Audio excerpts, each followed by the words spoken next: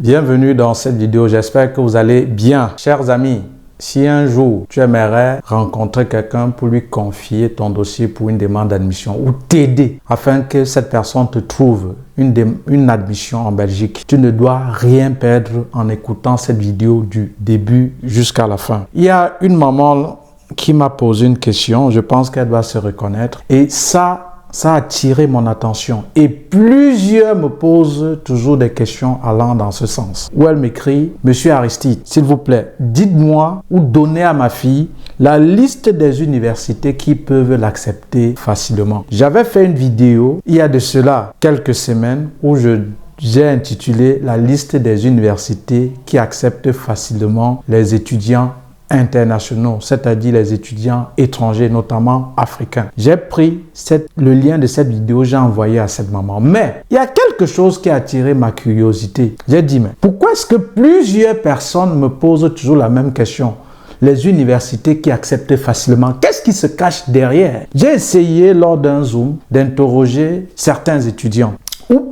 Et même dans les conversations, on disait, Monsieur Aristide, vraiment, parmi les universités qui acceptent facilement, je ne remplis pas les critères et je ne peux pas postuler là-bas. Pourquoi? Je n'ai pas 12, je n'ai pas eu 13 au bac. Bref, j'ai plutôt cherché à faire une réunion avec certains parents où j'ai appelé même certains parents pour leur demander qu'est-ce qu'ils attendaient par les universités qui acceptent facilement. Ce qui en ressortait dans la conversation, c'était que le parent, en disant que quelles sont les universités qui acceptent facilement, c'est genre, quand l'enfant va postuler là-bas, directement on va lui donner l'admission. Cher ami, écoute, je t'ai dit, si tu as l'intention que quelqu'un t'aide à obtenir une admission, à t'aider à trouver une admission, écoute cette vidéo du début jusqu'à la fin. Alors, concernant d'abord la vidéo, les universités qui acceptent facilement les étudiants internationaux, j'ai cité quelques. Mais j'aimerais que vous compreniez ceci, qu'on ne vous mente pas. Je ne vais pas ici vous parler pour vous plaire, ok? Je ne vais pas... Parce que quand je rends une vidéo publique, c'est comme on dit, c'est comme une preuve. Même si tu m'accuses, je vais te dire, voilà une vidéo que j'avais faite, elle est publique, ok?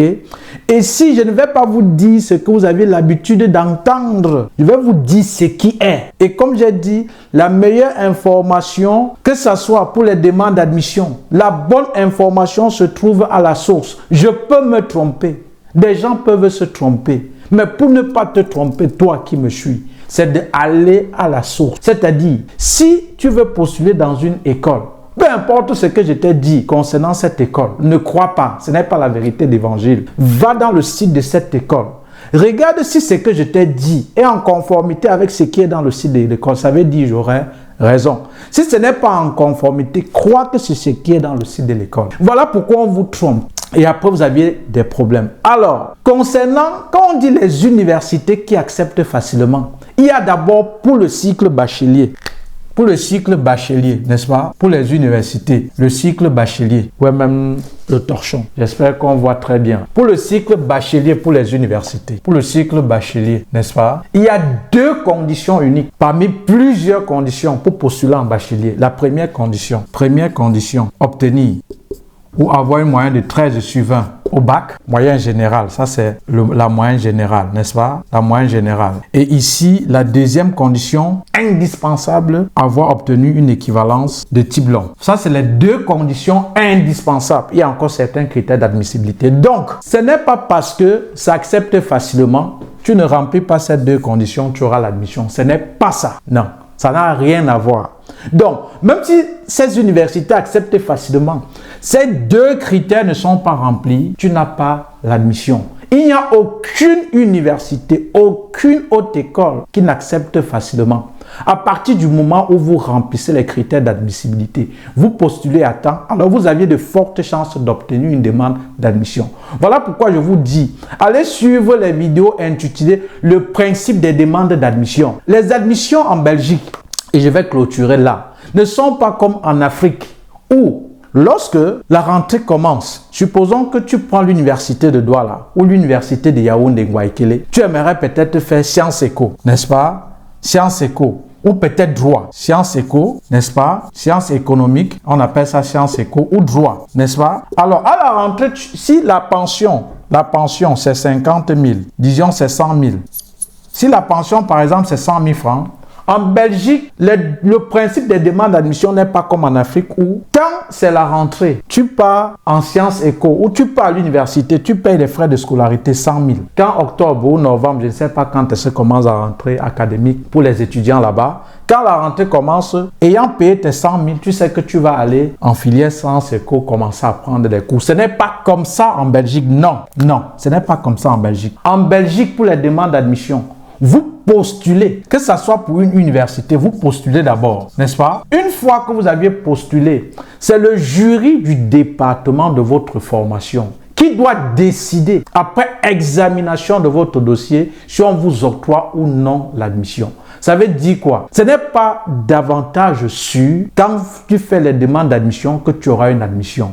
Donc, je veux une université qui accepte facilement. Il n'y a aucune université qui accepte facilement, une école qui accepte facilement. Il suffit juste de remplir les critères d'admissibilité. Et c'est important de comprendre les principes des demandes d'admission. Donc, ce que je veux que vous reteniez, chers parents, chers vous qui confiez le dossier, parce qu'aujourd'hui, je vais mettre sur pied une ASBL, ok?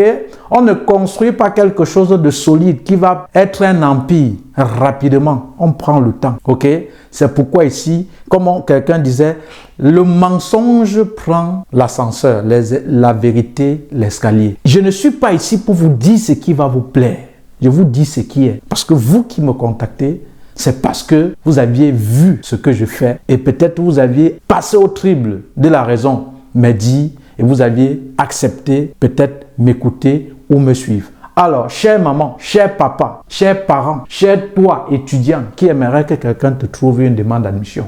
Ce n'est pas parce que quand on va dire les universités qui acceptent facilement, tu vas dire, ah, c'est tel. Non. À partir du moment où tu remplis les critères d'admissibilité pour une université ou une haute école, en ce moment, tu peux postuler. Ce n'est pas parce qu'on a dit que ça accepte facilement. Tu peux même remplir ces critères d'admissibilité là, tu n'as pas l'admission. Hein. Tu peux même remplir ces critères d'admissibilité. Peut-être tu postules tard ou peut-être quand tu postules, l'effectif dans la filière où tu as postulé a déjà été atteint. On te refuse l'admission. Ça, ce sont des paramètres qu'on ne vous dit pas. Ici, je vais vous dire ça. Vous comprenez? Parce que je vais vous dire une chose, les enfants. Je vais vous dire une chose, chers vous qui m'écoutez. Supposons que si on prend par exemple dans une université, n'est-ce pas? On prend par exemple une université. On prend par exemple l'université par exemple de Mons. L'université de Mons, en abrégé UMons, n'est-ce pas? On prend une université de Mons. Peut-être pour cette année, n'est-ce pas? Filière peut-être philosophie, n'est-ce pas? Dans la filière philosophie, hein? L'établissement décide que pour les demandes d'admission pour les candidats hors Union européenne, on a besoin de 1000 étudiants. Dans 1000 étudiants. On a besoin de 1000 étudiants. Alors, supposons que toi, tu remplis les critères d'admissibilité. Peut-être tu as postulé tard et que l'effectif, quand tu postulais, avait déjà été atteint des 1000 étudiants. Mais on va te refuser les demandes d'admission. Est-ce que quelqu'un en commentaire me dit un jour qu'il a postulé dans une université, on l'a refusé l'admission et on a dit que l'effectif est atteint, ça n'existe pas. Voilà ce qu'on vous dit le plus souvent, avec un français long et inutile. Et après, on vous pompe cela directement. Vu ceci, votre admission est refusée. Parfois, le motif, c'est étudiant. Termine, si tu es étudiant non finançable. Point. Or, à la base, vous êtes déjà étudiant non finançable. On ne va pas te dire ici que l'effectif est atteint, mon ami. On ne va pas te dire que l'effectif est atteint. Alors, à chers parents, je vais clôturer la vidéo et publier. Quand on dit, ne croyez pas que quand on dit l'université accepte facilement, ça veut dire... Vous allez dire, bon, monsieur Aristide, je peux vous confier le dossier ou tu dis à l'enfant, va postuler là-bas. Tu es sûr que comme ça accepte facilement, il aura l'admission. Non. Les admissions ont des principes. Et les admissions en Belgique ne se déroulent pas comme en Afrique. Et si vous comprenez déjà ça, vous auriez tout compris. En Afrique, lorsque la rentrée commence, l'enfant ayant le bac, il te dit par exemple, maman, je veux faire sciences éco. Tu dis, va à l'université de Douala. La pension, c'est combien? Tu lui donnes 100 000. Et à la rentrée, il prend les 100 000, il passe s'inscrire à l'université de Douala. Et à la rentrée, il part, il commence les cours. Ce n'est pas comme ça en Belgique. En Belgique, l'enfant postule dans l'école. Il paye ce qu'on appelle les frais d'études de dossier. Et pour les universités, ces frais, c'est 200 €, n'est-ce pas? Qui est non remboursable. Il paye les frais d'études de dossier. Il constitue le dossier. Il l'envoie à l'école. Il l'envoie à l'université. Maintenant, l'université étudie son dossier. Après, le jury du département de sa formation décide, après examination de son dossier, si on va l'octroyer ou pas l'admission. Voilà. C'est un peu comme les gens disent, Monsieur Aristide, est-ce que c'est sûr d'avoir le visa qu'on a le programme en formation vidéo? Non, ne soyez pas au sujet. Je ne suis pas un vendeur de rêves, ok? Le programme, comme le programme vidéo, ça te montre comment constituer, comment faire la procédure. Ce n'est pas moi qui t'octroie le visa. À la fin de tes démarches, c'est l'Office des étrangers, après avoir déposé la demande, qui décide s'ils vont t'octroyer ou pas le visa. Point. C'est pareil avec les demandes d'admission. Donc, ne venez pas dire, non, je veux la liste des universités qui acceptent facilement. Sachant que vous allez aller là-bas et dire, mais comment tu n'as pas l'admission? Non, va que là-bas. Il a dit que voilà les universités qui acceptent facilement. Il peut même avoir une université qui accepte facilement. Vous ne remplissez pas les critères d'admissibilité. Que ce soit les hautes écoles, que ce soit les universités, que ce soit les promotions sociales, que ce soit les instituts privés. Avant de postuler, vérifiez les critères d'admissibilité. Surtout pour les critères d'admissibilité pour les universités, c'est rude. Certaines hautes écoles ont suivi. Par contre, ceux qui sont flexibles, ce sont les promotions sociales et surtout même les instituts privés. Que je dis parfois, prenez ça quand il n'y a plus moyen. Allez vous inscrire dans un institut privé quand vraiment il n'y a plus moyen. Donc, ceux qui disent, Monsieur Aristide, la liste des universités qui vont accepter facilement, sachez que ce n'est pas que tu pars comme ça, tu postules là-bas, tu dors, on te donne l'admission, ça ne se passe pas comme ça. Voilà. Donc, il faut que ça soit clair. Il faut que ça soit clair. Je vais faire une vidéo courte après où je vais encore recommencer. Si vous êtes ici, c'est pour que vous suivez.